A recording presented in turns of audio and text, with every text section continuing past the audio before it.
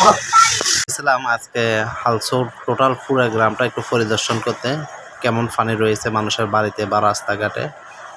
এটা হচ্ছে হালসোর কলেজের পিছনের অংশ। ভিউটা দেখেন, মনে হয় যেন আমরা সাগরের মাঝখান দিয়ে হাঁটতেছি।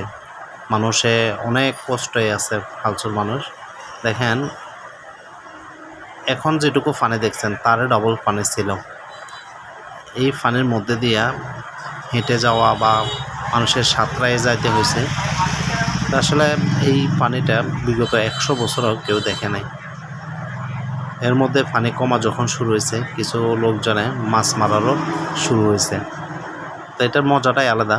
আমিও মাঝে মধ্যে রাত্রেবেলা জাল মারে থাকি।